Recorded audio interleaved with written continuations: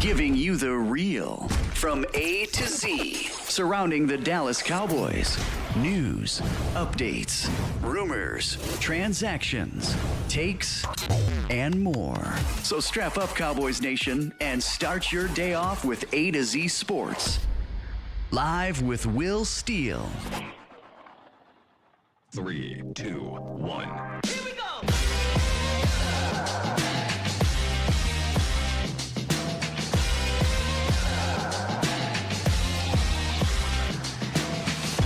Good morning and happy game day. Welcome to A to Z Sports Live, streaming live on YouTube. And of course, I am your host, Will Skywalker Steele. Boom! I know you've given up on the season, but not me. It's game day, baby. And I'm hyped. Not for the same reasons y'all might be. I'm just hyped to be able to talk to you guys about it. We got the Cowboys offense today. Giants defense. We're going to focus on really the main matchup. There's one matchup. That's all that matters. One matchup matters tonight. You win that matchup. The Cowboys offense will win this battle. I think easily. We'll talk about all that. In the roundup, we do have an injury report, a game status update, I guess, for tonight. Not looking good for the Cowboys, but not looking good for the Giants either. So we'll talk about that as well in the roundup. And like I said, we're going to break this thing all the way down. And then, because today is game day, it's the Cowboys' first Thursday game. Usually don't have a Thursday game this early. I'll hear from you guys for a little bit. We got a very busy day, though, so I won't be on forever. I have to head out early, head down, handle some business at Canvas, come back, grab some stuff, head back down, and get ready for the game later tonight. So busy day. We got the morning show, getting you ready for game day. Then we're going to have the pregame show, getting ready for the game, halftime, and post with me and Jesse. So I'll be seeing y'all all day. Y'all going to be sick of seeing my face. What's good, Bomb Squad? Bomb Squad! What's happening? Okay. Let's go ahead and just jump right into it because, like I said, we got to get to the business, man. Get to the business, and then we'll hear from a few of y'all via the phone lines and obviously the chat as well. So let's do it. It's time! It's time! It's time! It's time! It's time! It is time for... It's time for the morning roundup. Round 'em up, boys. Let me talk to you! It's Bird. It's a plane. No, that's Deron Bland.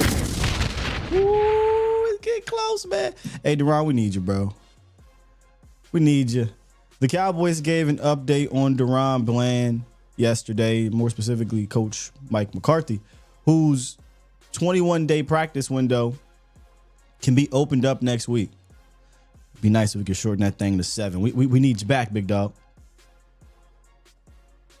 It's always looked like Deron Bland would return close to the bye week or after the bye week, depending on when they decide to activate that 21-day window. But he has to miss 4 games in general. And Coach Mike McCarthy said, quote, "We always felt like the Pittsburgh game is the point where we'd have more information.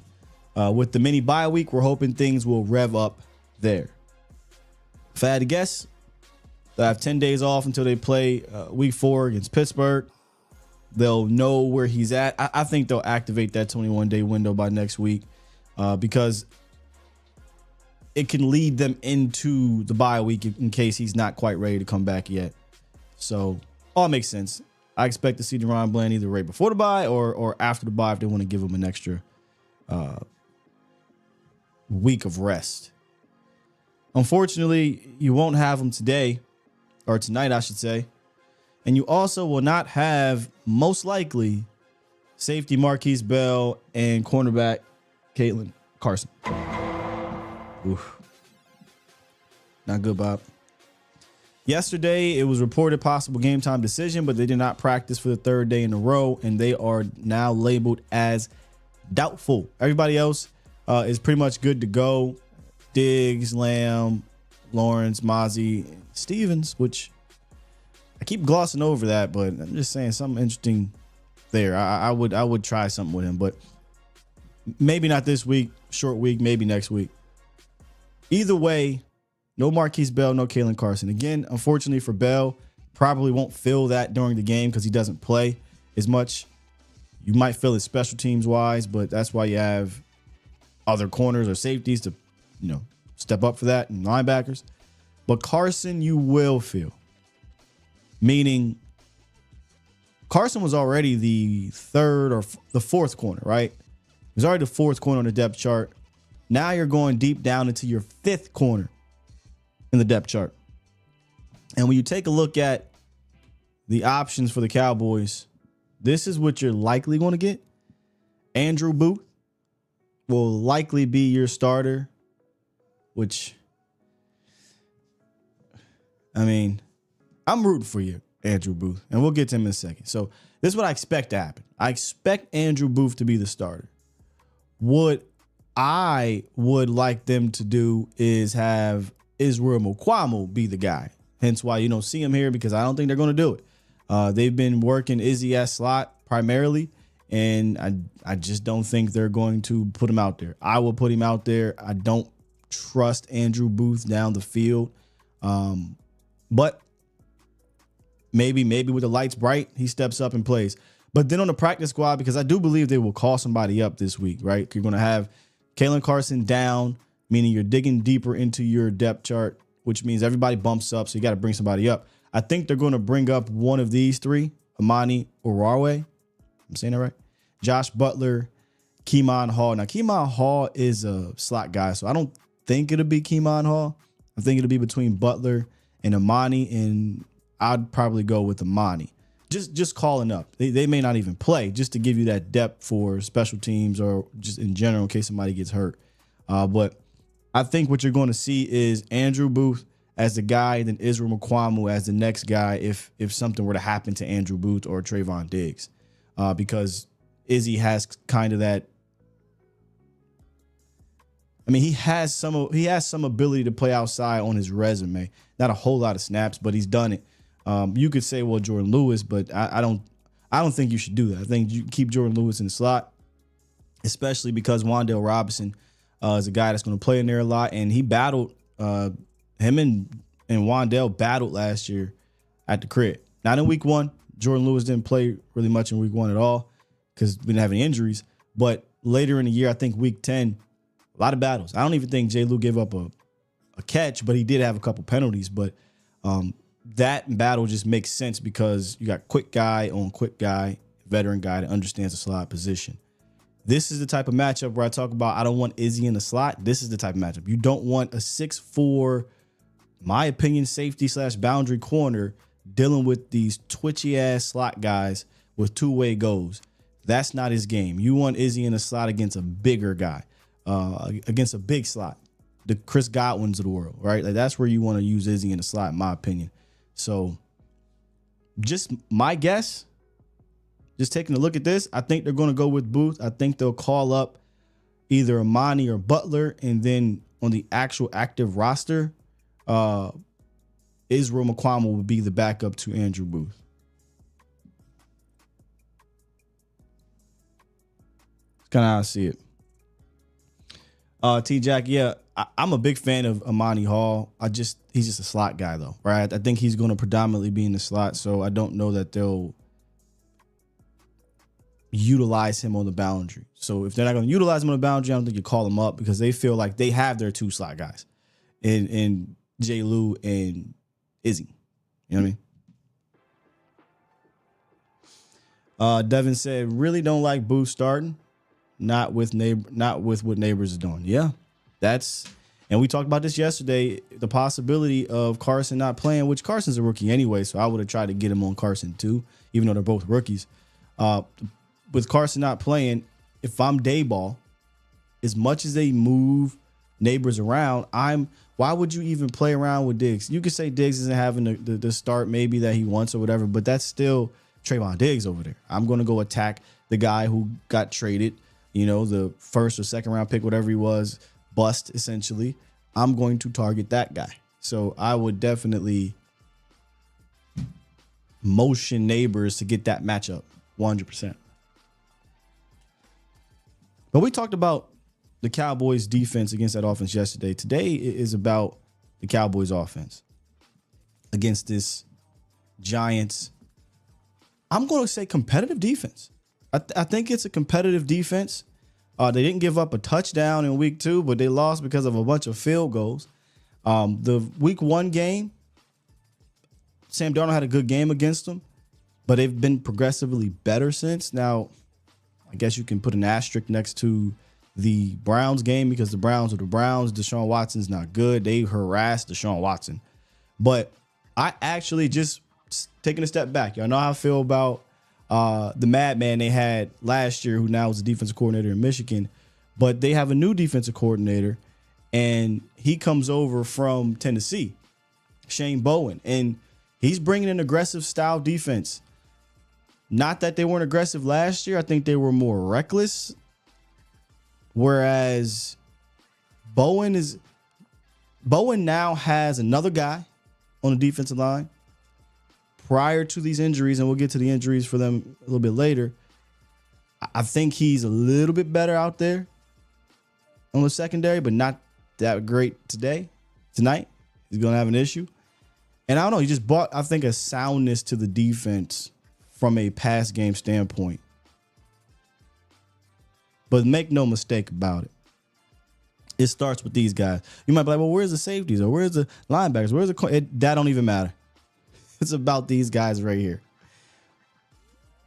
Again, though, a very aggressive defensive coordinator. They're 10th in pressure percentage right now, 2nd in sacks, 5th in blitz rate. So he is blitzing his guys, and he's blitzing these guys from everywhere. Deshaun Watson was sacked, like 7 or 8 times last week? I mean, he was just under siege all day. All day. And the Browns' O-line has not been playing well this year. They did get their starters back, or a starter back, at least on the left side. And he just had Deshaun Watson in a damn blender. And he'll blitz his guys from everywhere. The dude who leads their team in sacks right now is a safety, Jason Pinnock. So I feel like Dak and that offensive line is going to have to be ready to identify it. And I definitely trust Dak Prescott for that, right? Like, we all know when you blitz Dak, do so at your own risk. He's been very good at defeating the blitz over the years. This year, the completion percentage is down. Last year, he was one of the best in completion percentage. So far, it's down, but he's still 2nd in touchdowns against the blitz, and he's top 10 in passer rating against the blitz. So, again, a veteran top-tier quarterback, usually who is a cerebral assassin type. Usually when you blitz those guys, they're going to make you pay for it. And Dak is still doing that. And it's not him I worry about. It's the rookies on the offensive line. They've been very skittish in recognizing things, right? Recognizing blitzes, recognizing stunts, and they've struggled with it. We've talked about it with Cooper Beebe. Check. Okay, that's me. We talked about it with Cooper Beebe. One of the things that he was going to have to get used to was these stunts from a center position. He's played tackle. He's played guard. He understands that, right? But he has to see it. It's different. It's different from snapping the ball and usually being the help guy. And I feel like the Ravens took advantage of that a few times, right? Like showing aggressive slants one way and then looping another guy, and BB's late getting there. I don't think that Tyler Guyton has handled passing off the stunts all that well either, consistently on the left side. So I don't think that Shane Bowen is going to let up on that. Get ready to see a bunch of stunts. Get ready to see a bunch of games up front testing your rookies. But if they do hold up, Dak should be able to slice and dice these boys, man. weather permitted, because we do have a weather situation there. It looks like maybe they'll dodge some rain, but weather permitted, Dak should be able to dice these boys up through the air. They're going to be without their 2 starting cornerbacks, so that'll be huge. But one stat, advanced stat, that was a bit telling for me, and it aligns with what you see on film. And we're going to circle this thing back to CeeDee Lamb, because 2 things can be true here. One, as CeeDee Lamb admitted, he was in his head last week. And to start off this season, it has not been smooth sailing for him, right? But 2, the Cowboys are not using CeeDee Lamb in the same manner they have used him when he was at the top of his game last year. Not even close. This stat was interesting per Next Gen Stats. CeeDee Lamb has averaged 2 full yards less per route from the slot this season compared to last season. 0.7 yards per route this year, 2.7 last year. 2 full yards. To the layman viewer, maybe that doesn't seem like a lot, but it is. It's a whole lot. And honestly, I think it matches up with what you're seeing on film. Now, how many times do we say, man, these slants, just straight up slants? But when you dive a little bit deeper, because I said, well, let me go get to the bottom of this and see what's going on. There's a couple things here. Number 1, Lamb is way too stagnant. This offense in general is stagnant, but CeeDee Lamb is way too stagnant. According to NFL Pro, he's only been targeted when using pre-snap motion 4 times. For example, get out of here. Ain't nothing to celebrate about that. For example, Malik Neighbors, who we talked about yesterday.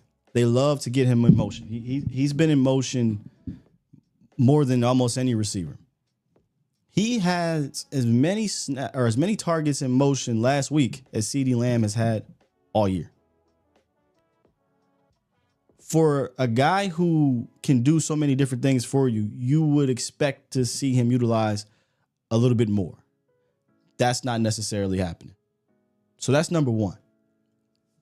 Number 2, when CeeDee Lamb is aligned in tight and he's not moving, 9 times out of 10, we're getting a quick slant to CeeDee Lamb. Hence why you see these numbers so low, right? Like if CeeDee Lamb's not motioning, specifically not motioning all the way to the outside, but motioning into a tighter alignment or in the slot, 9 times out of 10, CeeDee Lamb is running a slant. And I remember a few years ago, I had picked up this tell. If you guys remember, those who were around at that time, I picked up a tell very similar to this. CeeDee Lamb is stagnant. 9 times out of 10, he's doing 1 or 2 things. He's running a seam route. He's running not necessarily a slant, but a post. Like it was 1 or 2 things that CeeDee Lamb was doing. And that was the 2022 season where we had all these issues with interceptions. And I'm like, all right, here it come, seam route. Yep. All right, here it come, post, middle of the field, open, close, change the picture, interception, right? They were having issues with that. Similar situation right now, except for he's not running down the field. If he's not moving and he's in the slot, CeeDee Lamb is running a damn quick slant. If I can pick that up, you think these defenses aren't picking that up? So I bring this up because we talk about the creative ways to get guys the ball and get guys open. We're not seeing any of that in this offense. It's just bottom line. We're not seeing it. And while, yes, CD absolutely needs to also step up his game. Again, 2 things can be right. CD is getting his feet together, but we're doing nothing really to take advantage of who he is. Really, none of our guys, if we keep it to being, we're not really taking advantage of any of our guys' specific skill sets. It's just, hey, this is the offense. You guys go make it happen. But that dude in particular, you shouldn't just be saying, hey, man, this is what we're doing. Go out here and just. No, you should be finding creative ways to get him the ball. Last week against the Giants, against the Ravens, the one play they really targeted him out of motion for real, he was in the backfield. put him in the backfield, motioned him out, and he ran the Texas route at snap. Boom, pitch and catch, first down. Never saw it again. Never built on top of it. There wasn't a put CeeDee in the Lamb, we're going to fake the Texas route, got somebody coming behind. None of that. There's no building to it. There's no storytelling to it. There's no purpose to it. It was just, hey, that worked. We'll do it again 2-3 weeks later. In a game where you weren't getting anything going consistently, you got to kind of do these things that continue to work. So I'm hoping as we move forward here, we don't get this nerfed version of CeeDee Lamb and how they're using him. And then obviously, hopefully CeeDee Lamb gets his head together. But at the end of the day, I expect CeeDee Lamb to get back into form. He's just that good. So you just got to nudge a little bit when it comes to these type of players, in the sense of these talented players, put them in position, like the Malik Neighbors on the other side of the ball. They understand how good Malik Neighbors is as a yak guy. So what they're doing, moving him around, getting leverage on guys. I mean, AJ Brown does this. He did do such a good job at this. They might run a hook or run just kind of a slant, but AJ Brown and Hurts, they have this kind of chemistry where, okay, I can feel the cornerback being aggressive and on top of my top shoulder. So I'm going to throw it either inside or wherever, and AJ is going to catch it and immediately turn upfield inside. I saw Malik Neighbors do this against the Browns. What they did, they motioned the guy to single Malik Neighbors. So now you got a 1-by-3 formation and nothing but green grass with whoever the cornerback was. Motion Neighbors out, motion the guy over. They kind of run a hook comeback route. Malik Neighbors knows I just have to feel the cornerback. If the cornerback's playing me inside, I turn outside, upfield, first down. If the cornerback playing me outside, I feel and I turn inside. I don't think we necessarily do that. If you look at our comebacks, run 15 yards, come back. That's what it is. When you look at our slants, it's very West Coast, very, very West Coast, old school, just straight up quick slants. Where you see them utilize, or last year they were, because I went back and watched a whole lot of CeeDee Lamb's motion snaps. Whenever you saw them run either a quick slant or kind of that hook route, 9 times out of 10, you're talking about a whip route when it came to using leverage on a defender. Lamb did it a bunch post week 6. He would run what looked like a slant, but it actually was a whip. And now you got Jake Ferguson on the 7 route behind it. Bring some of that a little bit back into the situation. But last year they were using him way more. He was being utilized downfield way more with the motion. So far this year, I think maybe 1 or 2 snaps when he's motioning, he's running past 10 yards. Most of it is quick slants or a comeback route. So they got to get a little bit more creative with this, especially against a secondary that's going to be without their 2 top corners, Andrew Phillips and Adoree Jackson, who we abuse all the time. Both of these guys are going to be out. And Andrew Phillips has probably been in probably should remove probably. Has been their best cornerback. So they're not going to have him. He's a slot guy where CeeDee Lamb lines up a bunch. It's not going to be playing in this game. So you got a massive advantage on that side of the ball. You've gained some trust at the end of that game with these other guys. Jalen Brooks, Jalen Tolbert, Kamante Turpin. These guys stepped up when CeeDee Lamb wasn't. So hopefully you can carry that momentum over and attack these guys if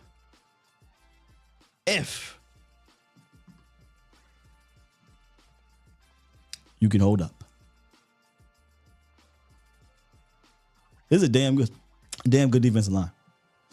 Damn good defensive line right here. And the Cowboys offensive line is still trying to figure a whole lot of things out. Now, personally, I think they've been, you may say I'm crazy here, but they've been better as a pass blocking unit than run blocking unit. And that's saying a whole lot. That's saying a whole lot because they've been very inconsistent as a pass blocking unit. And what I'm noticing is the problem is you're getting these losses across the line at different parts of the game. Some parts of the game, one side of the line is doing all right. The other side's not. The other part of the game, all right, now my left side don't have the right side's not. They're just not together consistently all game. Last week, you saw them play better in the second half and specifically the fourth quarter, but too late. Run game wise, they've just not been good all year. So 3 consecutive games where they're not been good all year. But before we get to the run aspect, we'll stick to the pass aspect, pass blocking, pass game. Brian Burns and Kayvon Thibodeau are going to stress your tackles. Point blank, period. A couple years ago, Thibodeau got the best of Tyler Smith.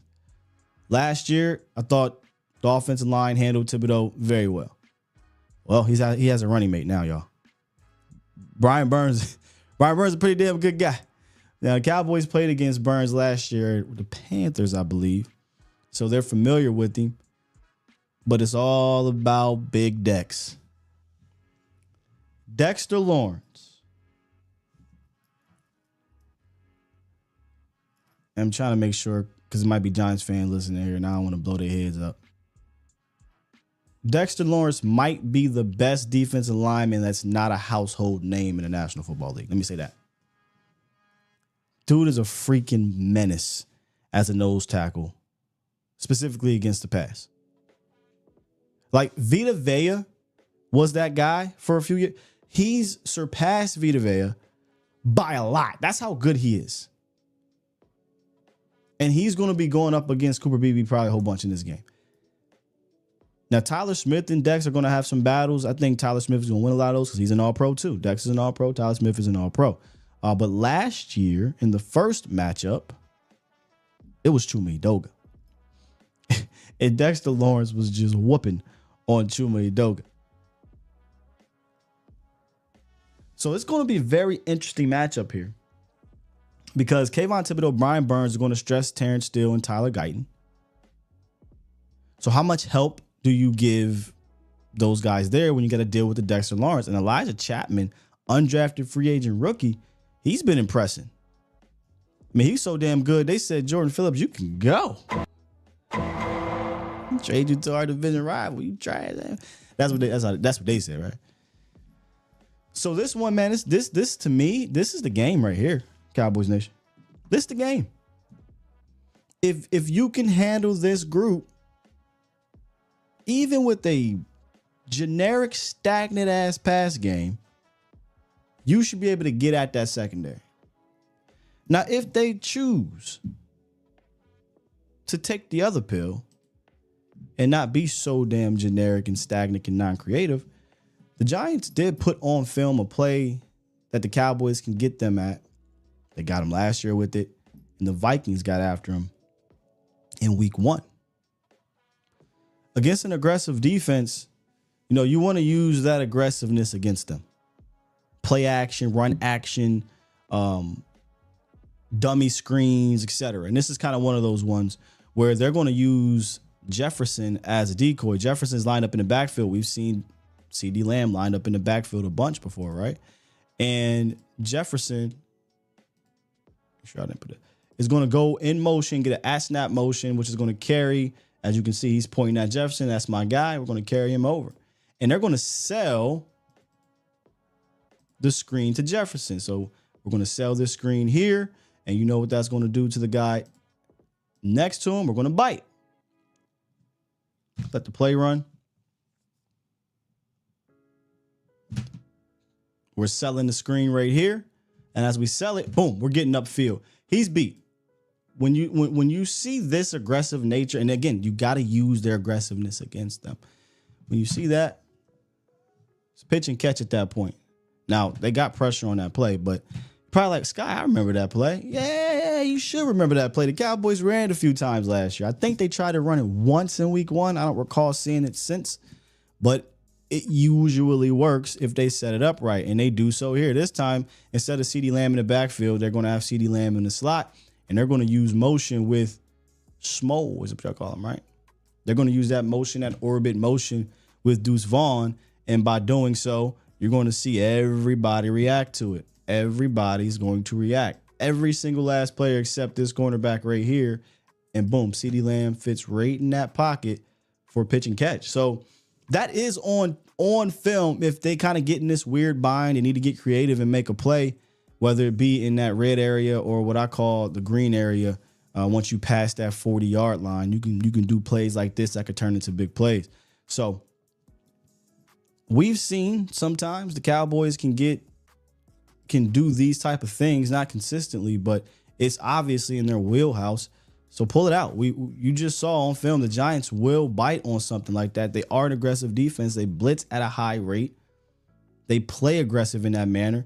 McFadden is downhill. Okware is down. These guys are moving. And I was having a discussion on Twitter with fans like, oh, well, play action is not going to work if you can't run. I disagree.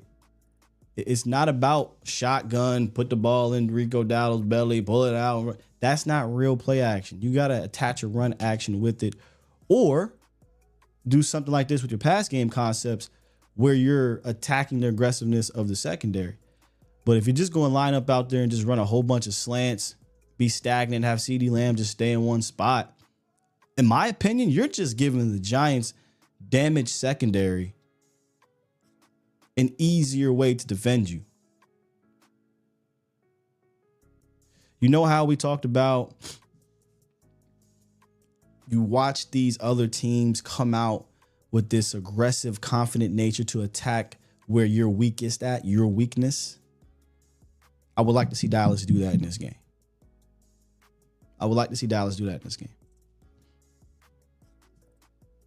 That doesn't mean drop back 60 times. We'll talk about that in a second. But real quick, y'all know how we do on game day. Game day live pregame show. We talk about my Underdog fantasy sports pick'em. I'm teasing it. I'm not going to show you all my picks, but I'm going to show you one pick today. And the coat that is of our North Dakota State guy is going to love this one, y'all. Y'all going to love this one. Hunter Lipke, come on down, baby. Hunter Lipke, higher or lower than one rush touchdown or receiving touchdown? I got higher. What? He ain't got no carries. He don't have a carry. You're right. But last week, maybe this is just me being hopeful. Last week, or a couple days ago, Hunter Lipke had some big catches in that game, right? They used Hunter Lipke on a nice little 7 route downfield. Dump it off to Lipke, get you 20 yards or whatever it was. You ain't got much going on in that backfield right now.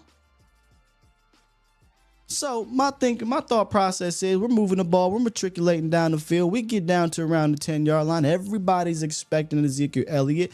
Play action, leak out Hunter Lipke, touchdown. Ladies and gentlemen, this is paying almost 11 times the payout for Hunter Lipke rush or receiving touchdown. It's almost worth it just for that. I believe it's 10.83 times the payout if Hunter Lipke scores a rushing or receiving touchdown.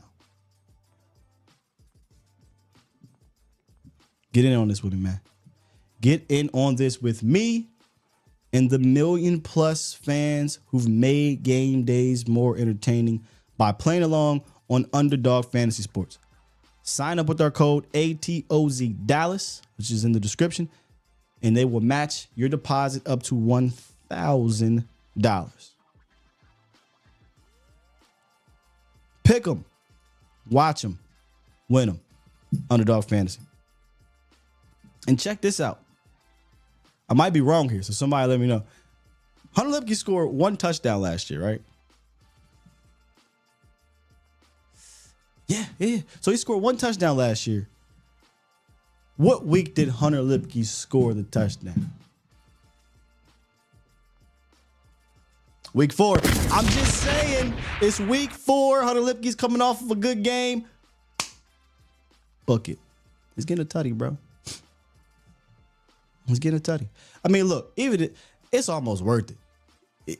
If you put Hunter Lipke in your pick'em picks for the day,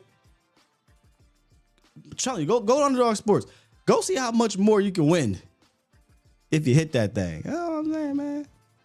That's what I'm saying.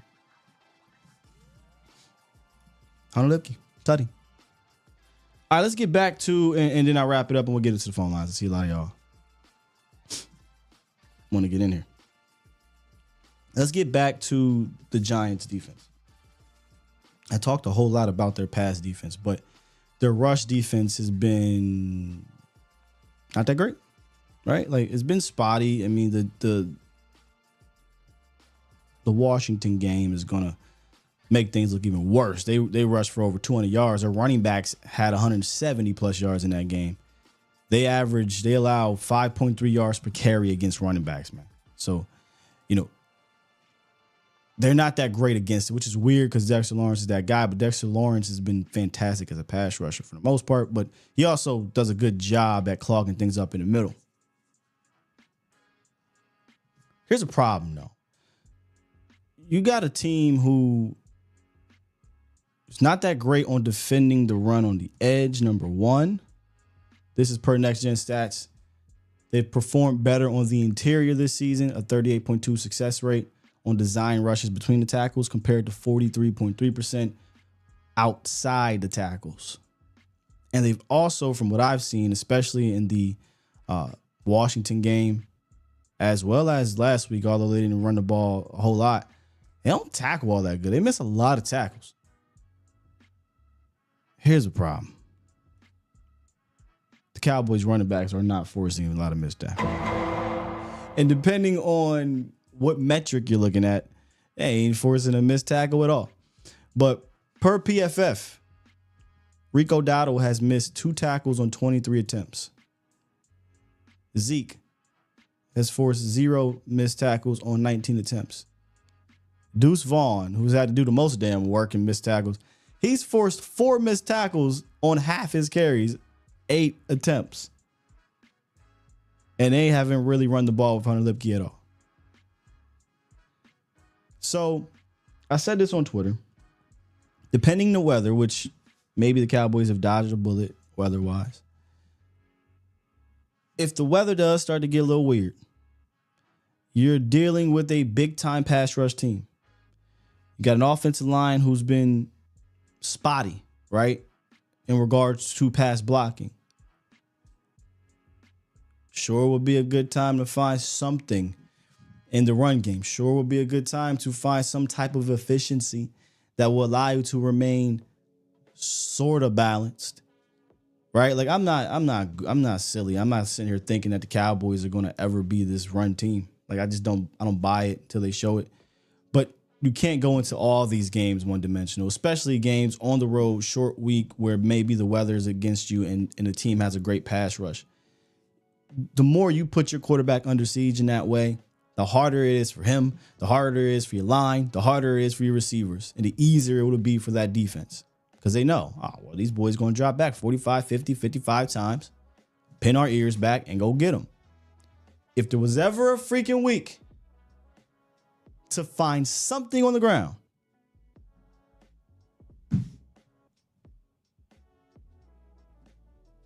it's the week. And I don't care if it's 18 attempts at 4.6 yards per carry. That's enough. That is enough to be efficient. But what you can't be averaging 3 yards per carry. You can't have no explosive runs. You can't have no missed forced tackles. You can't not block it up. You can't not be unimaginative in doing it. Essentially, you cannot continue to do what you've been doing the first 3 weeks on the ground. Just can't do it. And if your defense isn't going to stop anybody, which y'all know how I feel. I said this yesterday. But if your defense is not going to stop anyone, you're going to need your offense, unfortunately, to play a little bit more ball control. That's just the reality of the situation, man. Mid at best backfield be damn. Awful run blocking be damn. At some point, you got to look at your team and you have to do what? Adapt or die. You continue to roll out these goofy duo combo blocks time and time again that are not working with this group right now. Just not working. with the backfield who doesn't have a bunch of creators, and you expect something different, that's on yo goofy ass Mike McCarthy for not switching it up. But I digress. So there you have it, ladies and gentlemen. Hopefully we do dodge the weather bullet. Shouts out to Joe Hoyt. He had dropped a weather update. Those guys are out there in New York right now. Looks like at game time it's going to be 11% of rain. So it looks like it's not really going to rain until around the fourth quarter. 14% by 8, 9%. I'm sorry, 24% by 9. And then it gets up to roughly 40% around 10. So hopefully you dodged the bullet there in regards to weather. The wind isn't that crazy either. But if not, you don't want to be dropping back 45, 50 times in this game, man. If you do drop back 40 times in this game, then let it be within the flow, right? Still, again, make sure you have some type of semblance of a efficient run game. But if it's just, these boys ain't gonna run. They ran 65 plays and they threw it 55 times. Well, just made it easy for them.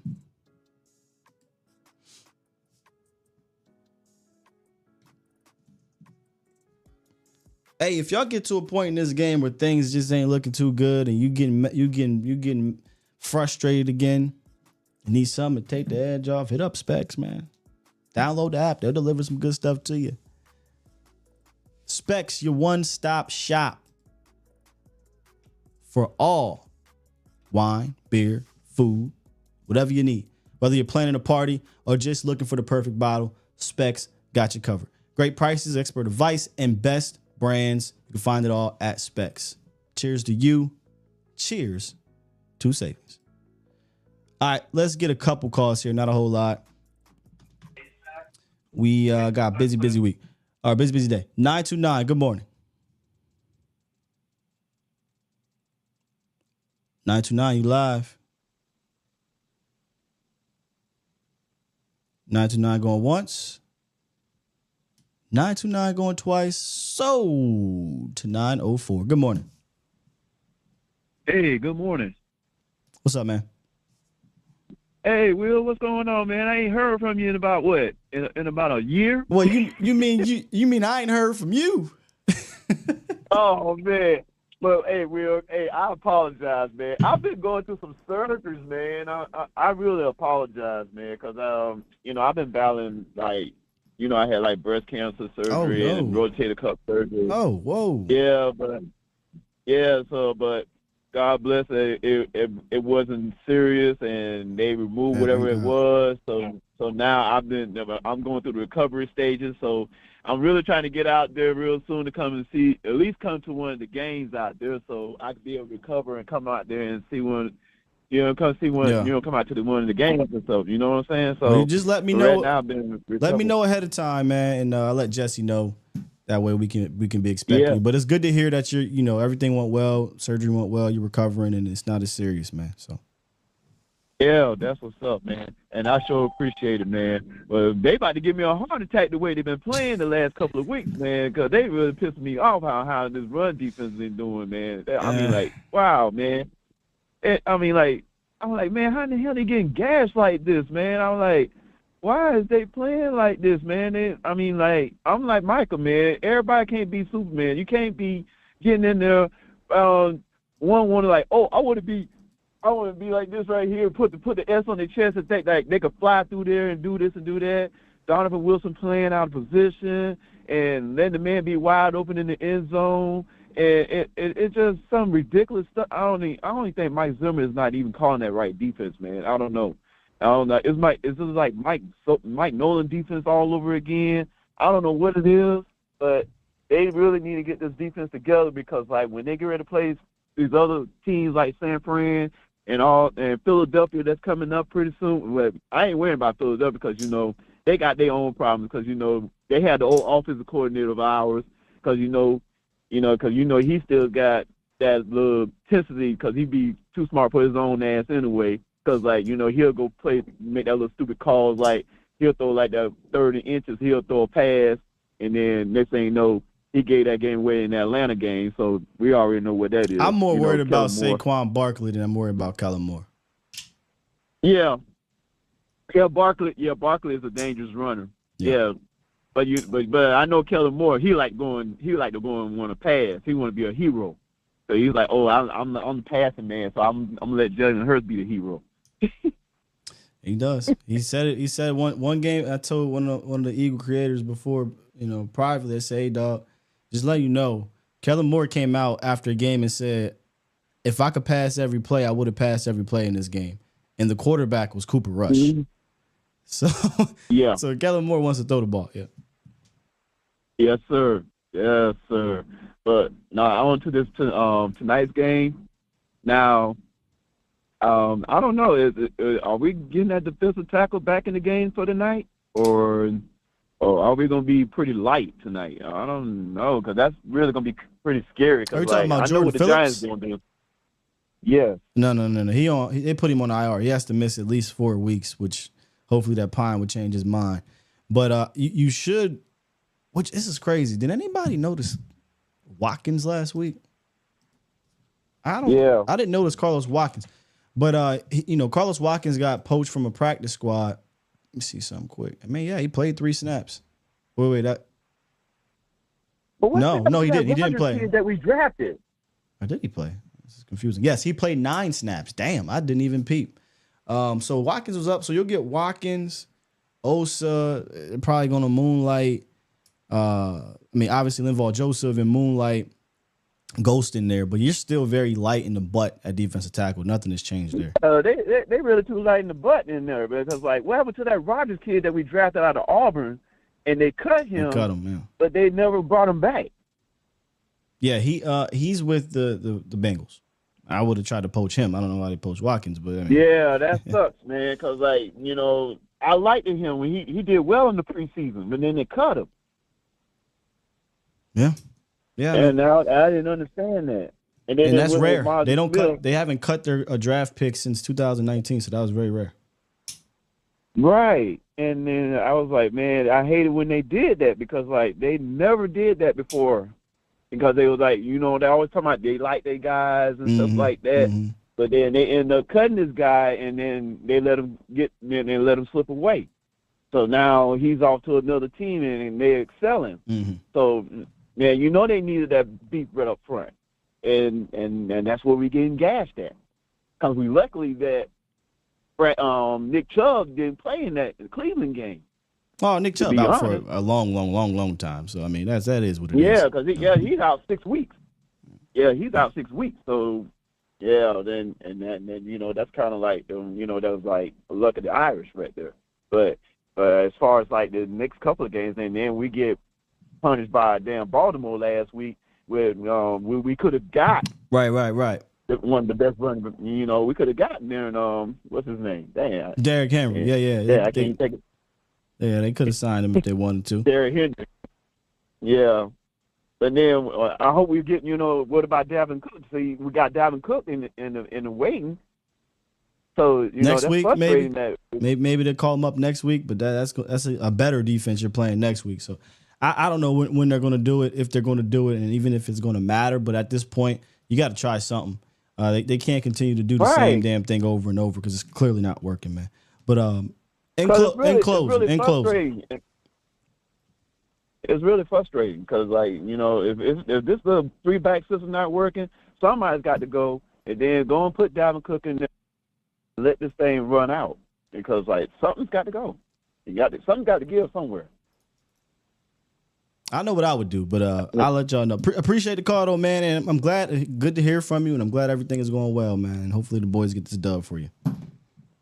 All right, Will, and I'll see you next week. Salute. Okay. Daryl. I know what I would do. I mean, you know what? I don't know if it matters, but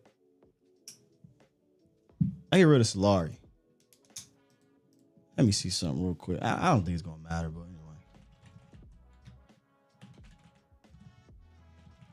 Jeff Blasco. Wasn't Jeff Blasco a former offensive line coach? He's the running backs coach now. I don't think they got anybody in the tuck. Okay, so Raymond Shin Young Sr. is the assistant's O-line guy. I don't know nothing about old Raymond. I ain't gonna lie to y'all. I know about Blasco. I don't know nothing about no Raymond. Everybody loves Raymond, huh? Yeah, I'd get rid of Mike Solari, bro. This ain't working out. Okay, here we go. Get rid of Mike. Promote Lunda Wells. Is that too much for Lunda? Look, I'm just throwing stuff at the wall. They're not going to do this, but if I was to make a coaching change for the run game, it's getting rid of Mike Solari. What are we doing? Like, Duke had to go to the star and say, "Come here, coach. Come here. What you doing over here, big dog? What you doing over here so that I can at least help out, your guys off the practice field?" Because I bet you, I don't know if he'll say it, he probably will say it publicly, but I bet you Duke probably will be teaching these dudes completely different than what they're actually doing. But what you can't do is you can't do that, especially during the season. You can't, hey, this is how I want you to do it, Duke, but this is how your coach wants you to do it, because then that's just going to be too much confusion. So what I think happened when they met, they kind of came to this, all right, this is what I'm teaching them and how I'm teaching them to do it. I bet, let me at least give them extra reps and practice time and teachings in doing so. But this ain't working, man. The run scheme ain't working. None of it's working. So I would move on and see if somebody else can get in there and make it work. But the problem is we're talking about a scheme, and you don't change schemes in the middle of the season unless you make a drastic change, a la 2010 when the Cowboys got rid of Rob Ryan? No, what Rob Ryan at the time? It was okay. Wade Phillips was the coach, so Wade Phillips defense got rid of Wade Phillips. Paul Pozlowski? Can't never say his name right. They went from playing a whole bunch of man to a whole bunch of vision defense, and it actually helped. They got a lot more turnovers, and obviously, just keeping it a bean, Jason Garrett was sabotaging the hell out the offense. Wade Phillips goes, Jason Garrett's offense look completely different. So unless you do something like that, you probably will see then scheme changes because you got different minds leading those respective sides of the ball. But if McCarthy's still around, even if you get rid of Mike Solari, Lunda Wells ain't gonna be like, all right, let's change everything up, and Mike's gonna be like, yeah. Mike gonna be like, no. That's what he gonna do, man. All right, Deshaun, what's up, man? What you got for me? Just pretty much just praying and hoping, honestly, because if they have one of the worst run game, I don't need us to go out there and just do this whole run the ball down the throat. Just be efficient. Yeah. I'm not looking for them to turn into the Baltimore Ravens. I just need you to make them either A, respected a little bit more, B, make them pay whenever you get there in these light boxes, right? Or C, allow it to be a part of the game plan and not just trying to reach a damn number, right? If it's a part of the game plan, you can build off of that. I can get some play action. I get some rollouts. I get some run action that's married to the pass. We get none of that with this offense. I agree. And I just feel like, to me personally, like if Dak do got to throw the ball over 50 times, I'm tell you, for underdog fantasy, they might want to take the over on the 260 that's hidden right now. Yeah, so you'll see. I actually have Dak in the pregame show. You'll see I have Dak for the underdog, but it's probably not the stat you think. So we'll get there. But yeah, if you have to throw the ball 50 times, 100% he's likely getting over 250 yards unless it starts pouring down rain in the middle of the third quarter or something crazy. But yeah, that's what I heard. I heard it's supposed to be raining. So I'm not sure. I know it's supposed to rain from the start, before the game starts. But I don't know if it's supposed to keep raining though. I heard it's supposed to stop prior to the game, and only 11% chance. It increases all the way till about around the fourth quarter, around 10 o'clock. It's 11, 14, 26%, and 30% chance around 10 o'clock. So we might have dodged that bullet, but you never know with Mother Nature. So we'll see. We agree. And then my last point, I just need CeeDee Lamb Bro's key. Come out in the game, do what you have to do. Do not start, and excuse my language to all younger viewers, don't start bitching and crying. Yeah. That's all I ask. Don't start bitching and crying, because that's what led to what happened last time. That's all. So that's it from me. All right, man. Appreciate you, Deshaun. Yeah, he came out, he spoke, and he said, I understand my body language, behavior, and things like that. So, all right, CD, you apologize. Let's see it. Let's see it. I just starting to not trust him in that manner. My concern. That's why this team is so strange. My concern with CeeDee Lamb in that manner is not every game, and especially given the way the Cowboys are running their offense, you're just gonna come out and it's on fire. Week 1, sure, right, but not every game. And the minute it doesn't, maybe you get 2-3 catches right away, and it's great, and then you don't get a catch for another few series. The minute it doesn't, or the minute there's maybe an errant throw, or he doesn't go to you, man, you're seeing CD just like a child. And I hate to do it because he's putting it behind him, so I'm gonna try to put it behind him. But even after the whole slap in the ground thing, which is crazy, he dropped the ball and he did the shake shit. Anybody got kids out there? Y'all know what I'm talking about, right? Y'all know the shake shit I'm talking about. CD dropped the ball. CeeDee Lamb, you are a grown ass man, dog. What is you doing the toddler shake shit for? CeeDee Lamb said, oh, brother. See, we can say all the stuff we say, but when the pressure's on, do you revert back to who you really are, or did you grow from it? Did you grow from it? I want to see him grow from it. I don't want to see the shake shit no more. I don't want to see smacking on the ground. The sideline stuff, whatever. I honestly don't care about that. As long as you're going to the quarterback or whomever it is and you're saying what you got to say, whatever, man. But on the field, when you got to go line back up in the next play and you whining and crying, hey, you heard what Dak said? You can't be doing that. I need you the next play, man. Put it behind you. Fortunately, those other young bucks stepped up. Now moving forward, get your head right and let's go. You make a mistake or something happens, a ball don't come your way, errant throw, I bet. All good. Put it behind you. Let's work. Y'all know the shake shit I'm talking about. Too damn good to be out there doing the shake shit, man. Too damn good. All right, Nacho. What you got for me on game day? My man Sky, how you doing? Good morning. Out there.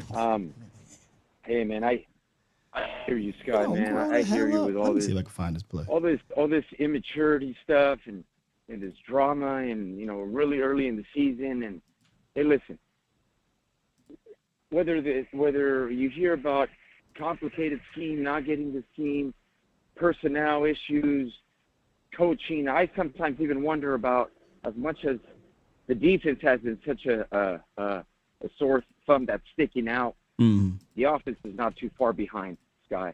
We're not generating touchdowns. We're getting 3 points. We're not moving the ball as efficient as we should be. My question, I'm going to ask you this. Have you sometimes wondered, with McCarthy in their offense, our first 15 plays should be scripted plays, should be preparational plays offensively, and we come out and we're looking like a full team that did we have a good practice during the week? Did we not? Do we know who our go-to players are going to be? The Giants, on the other hand, they're going to give the ball to who? Oh, to neighbors. Oh, they're going to go to our go-to people, where we're over here struggling getting the ball to our money people who should be getting the ball when the game's on the line. Talk to me, Sky. You know what? I'm at the point, man. Give the ball to whomever is in the game mentally and making the plays for you when the game is on the line. Because you got to have a feel for what's going on out there. Like I said, at the end of the game, it was Tolbert, it was Turpin, it was Brooks. It wasn't Cooks and it wasn't Lamb. So if y'all not gonna step up and make these plays, and damn it, let me not Hunter Lipke, he was the other guy too. So whoever's available mentally and coming through, you're gonna get the rock. And let's hope, guy, to your point, 100% on that. Let's hope that moving forward, you're 1-2. Okay, you're on a short week. You're going to go in there. Okay, I'm really just intrigued to see how we're going to come out and play, based on the fact that the last 2 weeks have been an embarrassment of sorts. Accountability, responsibility, whether you want to call it coming out, talking to each other, finger pointing, whatever it might be, men on men. You got to come out tonight. You got to do what you got to do. If you can go to 500, and then you get a 10-day, you get a 10-day break to go to Pittsburgh, where Sky, as I've shared to you before, I am traveling to Pittsburgh on a Sunday night. Get ready, man. Them terrible towels is real. That's a very lit atmosphere. Them Steeler fans. You want to talk about home field advantage? They up. Look, no offense to those who go there a lot, to the games, man. And Tuck, you can speak on this. They upstage the Cowboy fans at their crib. So. Yeah. Oh, I bet. And you know what? I'll definitely get back to you on that one when I do come back. But the point is this.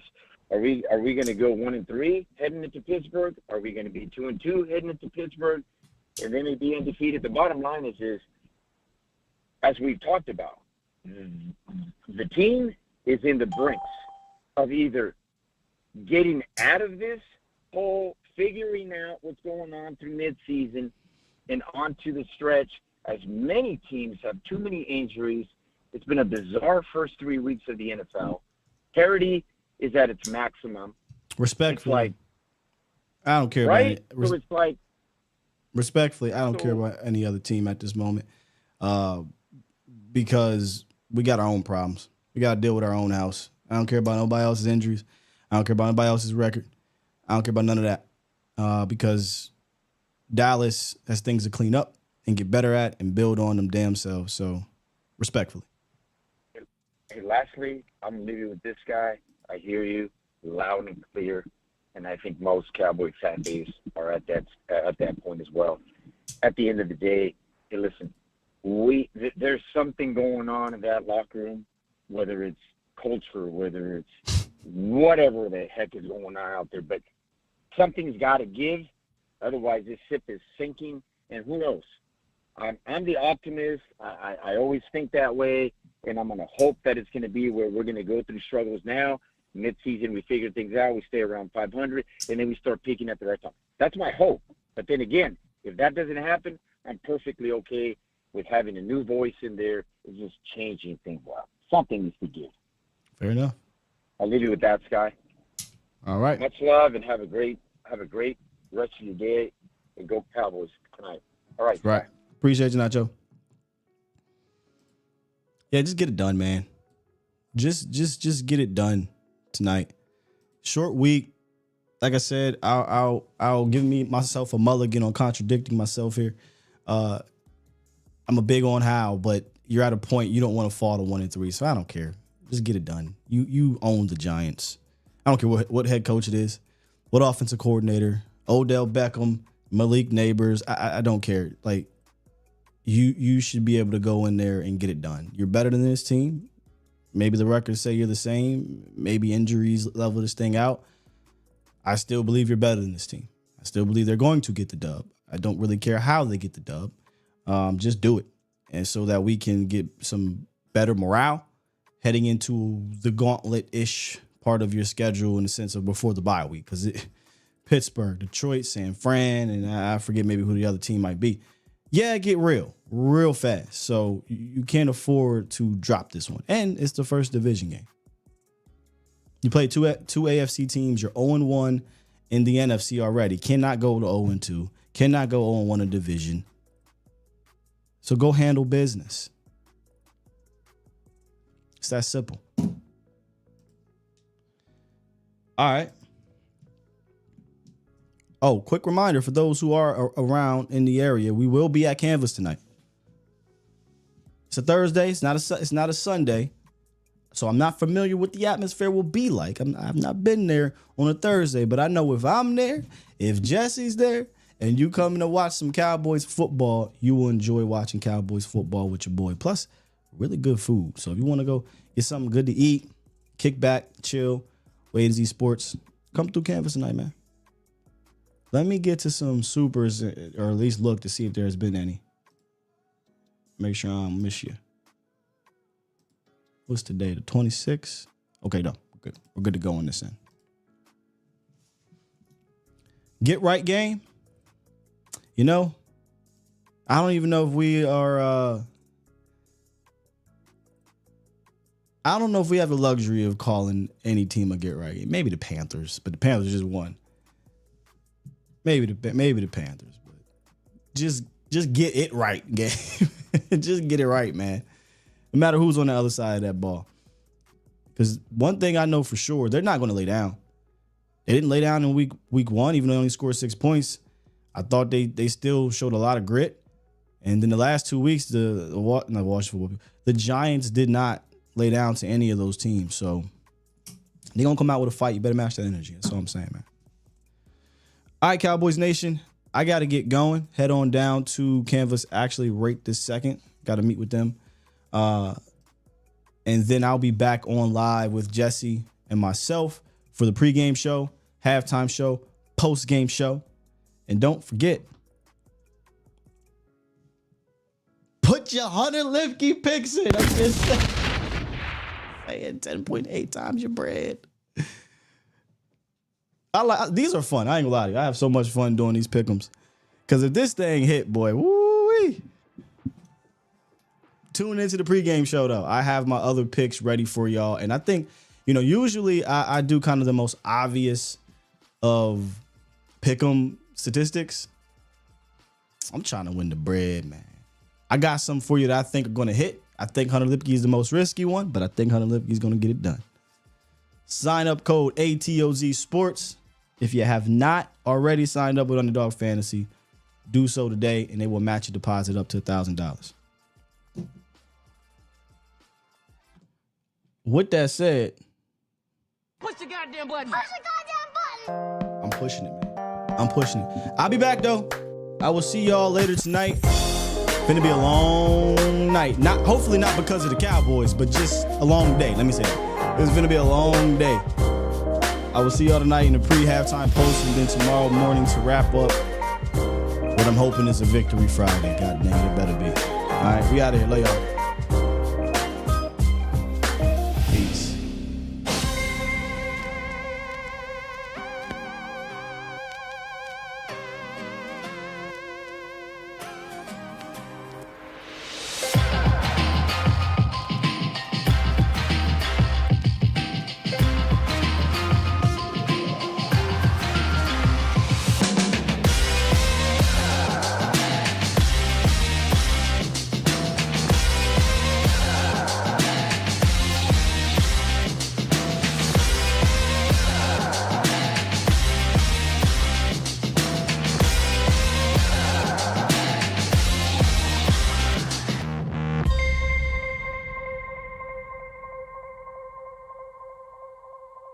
Bomb Squad!